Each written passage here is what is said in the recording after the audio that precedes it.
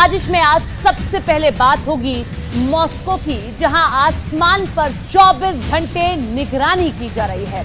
वहां यह है कि ज़ेलेंस्की अब सीधे मॉस्को पर ड्रोन अटैक कर रहे हैं और ठीक इसी वक्त नॉर्थ कोरिया के तानाशाह किम जोंग उन के रॉकेट भी यूक्रेन की फौज के पास पहुंच गए। यानी एक बहुत बड़ी साजिश और डबल गेम यूक्रेन की जंग में शुरू हो चुका है।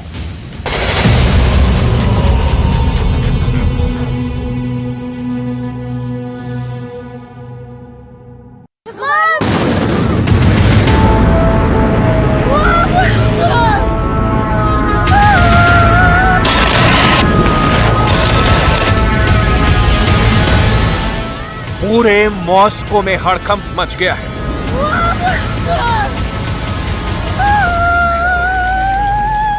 मॉस्को में लगातार बैरिकेडिंग्स की जा रही हैं। एयर ट्रैफिक को कंट्रोल किया जा रहा है। पुतिन के आदेश पर मॉस्को की सुरक्षा में तैनात मिसाइल सिस्टम को सुपर अलर्ट कर दिया गया है।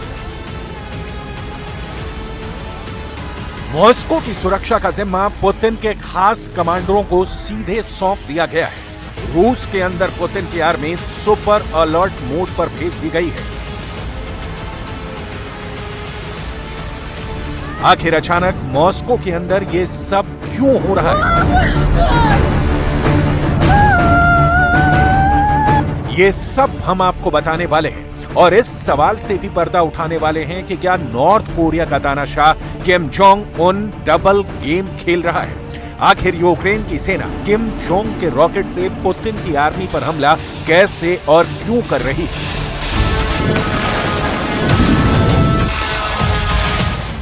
साथ ही इस सवाल का जवाब भी हम तलाशने जा रहे हैं कि आखिर पुतिन रूस से बाहर निकलने से क्यों घबरा रहे हैं? क्या ज़ेलेंस्की ने ही पुतिन को रूस में कैद कर दिया है? इन सब सवालों का जवाब देने वाले हैं। लेकिन सबसे पहले बात करेंगे मॉस्को की, जहां पर इस वक्त हड़कंप मचा हुआ है। रूस की राजधानी मॉस्को में एक बड़ा ड्रोन हमला हुआ है। एक साथ कई ड्रोन्स के हमले से मॉस्को में हड़कंप मच गया है। रूस की सेना ने बहुत जबरदस्त जवाबी कार्रवाई की है, जिसमें कई ड्रोन्स को मार गिराया गया है। ड्रोन के हमले के बाद पुतिन के कैंप में खलबली मच गई है। क्रेमलिन को सुपर अलर्ट मोड में डाल दिया गया है। मॉस्को में एयर ट्रैफिक रोक दिया गया है। मॉस्को के आसमान में किसी भी हवाई जहाज के उड़ने पर प्रतिबंध लगा दिया गया है। इस हमले में मॉस्को की 2 इमारतों को नुकसान पहुंचा है। सवाल यह है कि आखिर ज़ेलेंस्की मॉस्को पर ही हमला क्यों कर रहे हैं? दरअसल पुतिन से ज़ेलेंस्की कीव का बदला ले रहे हैं। यूक्रेन के युद्ध को 500 से ज्यादा दिन बीत चुके हैं और इतने दिन में यानी पूरे यूक्रेन युद्ध के शुरू होने के बाद से अब तक 200 से ज्यादा हमले सीधे यूक्रेन की राजधानी कीव पर हो चुके हैं। इसीलिए कीव का बदला लेने के लिए ज़ेलेंस्की सीधे रूस की राजधानी मॉस्को पर ड्रोन से अटैक कर रहे हैं। मॉस्को पर हुए ताजा हमलों के बाद रूस की राजधानी मॉस्को के मेयर सर्गेई सोबयानिन ने बताया है कि यूक्रेन ने ड्रोन से हमला रात के वक्त किया था, जिसमें 2 ऑफिशियल बिल्डिंग्स को नुकसान पहुंचा है, लेकिन कोई घायल नहीं हुआ है। Ночью около 3:43 я прям просыпаюсь от лютого грома. Я подумала, может гром, может молния. Смотрю, нет ни дождя, ничего. И я понимаю, что у меня собака забилась от страха под диван. ये पहली बार नहीं है जब ज़ेलेंस्की ने मॉस्को पर ड्रोन हमला किया है। अब ज़ेलेंस्की लगातार ड्रोन हमलों को अंजाम दे रहे हैं। 2 दिन पहले भी यूक्रेन के ड्रोन ने मॉस्को पर हमला करने की कोशिश की थी, जिसे रूस की सेना ने नाकाम कर दिया था। रूस के रक्षा मंत्रालय ने बयान जारी किया है कि उसने यूक्रेन के मानव रहित वाहन को रूस के एयर डिफेंस से सफलतापूर्वक नष्ट कर दिया है, जिसमें कोई हताहत नहीं हुआ है और न ही किसी को नुकसान पहुंचा है। रूस ने दावा किया है कि उसने एक तो नहीं पूरे 5 यूक्रेनी ड्रोन तबाह कर दिए हैं। यूक्रेन के ड्रोन्स ने मॉस्को के वनों को अंतर्राष्ट्रीय हवाई अड्डे पर हमला करके कामकाज रोक दिया था। Attack is the best defence. इसी पॉलिसी पर चलते हुए अब ज़ेलेंस्की को लगता है कि जब तक मॉस्को पर हमला नहीं होगा, पुतिन युद्ध बंद नहीं करेंगे। दूसरी तरफ कुछ एक्सपर्ट्स ये भी दावे कर रहे हैं कि पुतिन जानबूझकर ज़ेलेंस्की को हमले करने का मौका दे रहे हैं, क्योंकि अगर मॉस्को पर ज़ेलेंस्की हमला करेंगे तो इससे पुतिन को लाभ ये होगा कि रूस के अंदर यूक्रेन के खिलाफ गुस्सा भड़केगा। रूस के लोग सेना में भर्ती होने में ज्यादा दिलचस्पी लेंगे। रूस के अंदर राष्ट्रवाद बढ़ेगा। पुतिन की सत्ता रूस में और मजबूत होगी।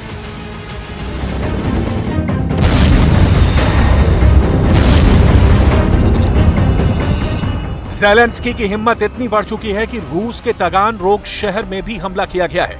यह हमला यूक्रेन ने S-200 मिसाइल से किया था, जिसमें कई इमारतों को नुकसान पहुंचा था। यूक्रेन के सैनिक जंग में नॉर्थ कोरिया के रॉकेट्स का इस्तेमाल करते नजर आए हैं। फाइनेंशियल टाइम्स की रिपोर्ट के मुताबिक यूक्रेन के रक्षा मंत्रालय ने बताया है कि ये रॉकेट उन्होंने रूसी सैनिकों से अपने कब्जे में लिए हैं। यूक्रेन के बखमूत शहर के पास सेना नॉर्थ कोरिया के हथियारों का इस्तेमाल करती नजर आई है।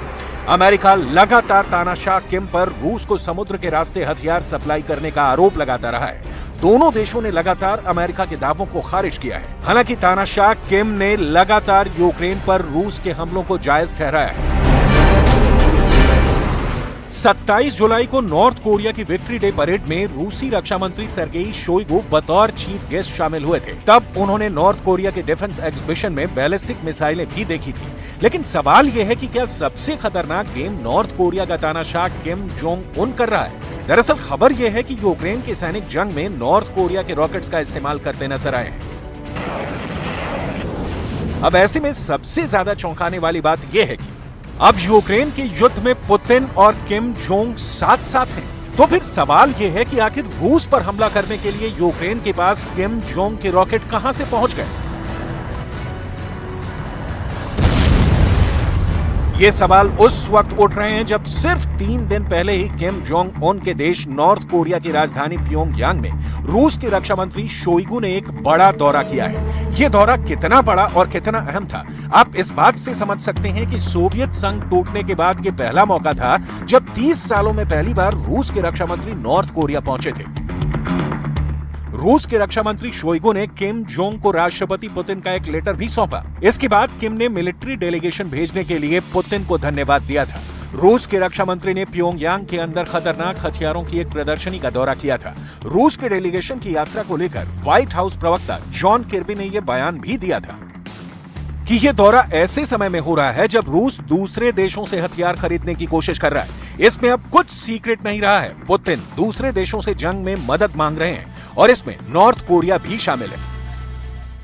Sanctions and export controls, Russia is searching for arms from foreign countries, including through Wagner. In recent weeks, we have seen North Korean officials falsely deny that they have provided arms to Wagner. As we have said publicly, North Korea delivered infantry rockets and missiles into Russia for use by Wagner toward the end of last year. So today, we are releasing some imagery of this initial delivery. यही नहीं, इससे पहले भी America की तरफ से यह दावा किया जा चुका है कि किम जोंग उन वैगनर को हथियार सप्लाई कर रहे हैं। फिर आखिर नॉर्थ कोरिया के रॉकेट से यूक्रेन के सैनिकों के द्वारा रूस पर हमले का सच आखिर क्या है?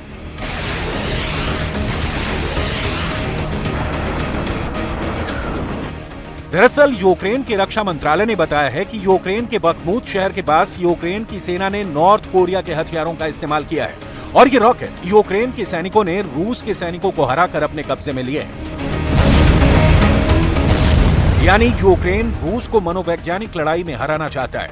वहीं रूस के राष्ट्रपति पुतिन ब्रिक्स देशों के सम्मेलन में शामिल होने के लिए दक्षिण अफ्रीका नहीं जा रहे हैं। पुतिन ने इसे लेकर कहा कि इस वक्त उनका रूस में रहना ज्यादा जरूरी है। पुतिन वीडियो लिंक के माध्यम से ब्रिक्स देशों के सम्मेलन में शामिल होंगे और रूस के विदेश मंत्री सर्गेई लावरोव सम्मेलन में शामिल होने के लिए दक्षिण अफ्रीका जाएंगे। दरअसल पुतिन के खिलाफ अंतर्राष्ट्रीय अपराध अदालत ने गिरफ्तारी वारंट जारी किया हुआ है। पुतिन पर यूक्रेन में युद्ध अपराध करने, गैर कानूनी तरीके से बच्चों को विस्थापित करने और लोगों के गैर कानूनी पलायन के आरोप में गिरफ्तारी वारंट जारी किया गया है। ऐसे में रूस के छोड़ने के बाद पुतिन पर गिरफ्तारी का खतरा मंडरा रहा है। दक्षिण अफ्रीका पर भी पुतिन की गिरफ्तारी का अंतर्राष्ट्रीय दबाव है। यानी ये कहा जा सकता है कि ज़ेलेंस्की ने अपनी कूटनीति से पुतिन को मॉस्को में ही कैद कर दिया है। वहीं रूस से युद्ध के बीच में ही यूक्रेन को अमेरिका की सहायता मिलना लगातार जारी है। बाइडेन प्रशासन ने यूक्रेन के लिए करीब 3200 करोड़ रुपए की अतिरिक्त सैन्य सहायता भेजने का भी ऐलान किया है।